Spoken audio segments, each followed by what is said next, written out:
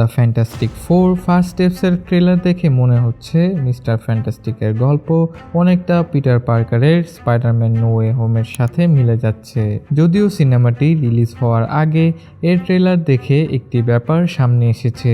Spiderman no way হোমে Peter পার্কারের identity ফাঁস হওয়ার পর সে ডক্টর স্ট্রেঞ্জকে তার স্পেল ব্যবহার করে তাকে সাহায্য করতে বলে।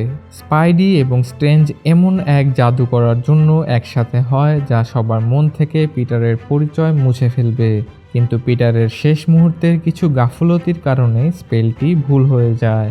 তার এই গাফলতির কারণে মাল্টিভার্সের বিভিন্ন প্রান্ত থেকে বেশ কিছু ভিলেন এবং স্পাইডারম্যান চলে আসে, ফলে মাল্টিভার্সের ভবিষ্যৎ অনিশ্চিত হয়ে পড়ে। স্ট্রেঞ্জ এবং পিটার দুজনেই খুব চেষ্টা করে মাল্টিভার্সের সবাইকে ফেরত পাঠাতে, কিন্তু ততক্ষণে অনেক দেরি হয়ে যায়। শুরু হয় ইনকারশন। তখন আর্থ 616 ঠিক করার এবং সবাইকে তাদের বাস্তবতায় ফিরিয়ে দেওয়ার জন্য পিটারকে একটি বড় স্যাক্রিফাইস করতে হয়। মজার ব্যাপার হলো রিড রিচার্ডসও একই পথে হাঁটছেন বলে মনে হচ্ছে।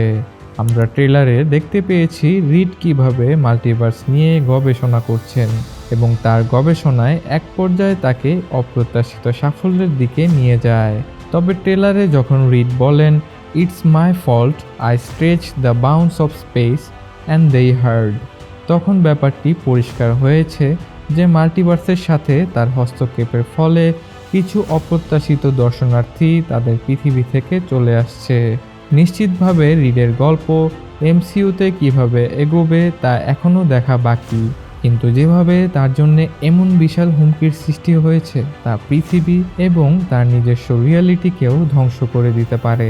একইভাবে দেখলে বোঝা যায় রিড আর পিটার দুজনেই তাদের গাফলতির কারণে দায়িত্ববোধ ও অপরাধ বোধে ভুগছে, কারণ পৃথিবীকে বাঁচানোর দায়ভার তাদের কাঁধেই এসে পড়েছে। তবে the fantastic four first steps সিনেমার প্লট ভিন্ন রকম হবে, কেননা স্পাইডারম্যান শেষ পর্যন্ত মাল্টিভার্স থেকে আসা ভিলেনদের ধরে তাদের নিজ নিজ জগতে ফিরিয়ে দিতে পেরেছিল। কিন্তু ফ্যান্টাস্টিক ফোর সিনেমার শেষাংশ নিয়ে যে গুজব শোনা যাচ্ছে তা যদি সত্য হয়, তাহলে রিড আর তার পরিবার হয়তো এতটা ভাগ্যবান নাও হতে পারে।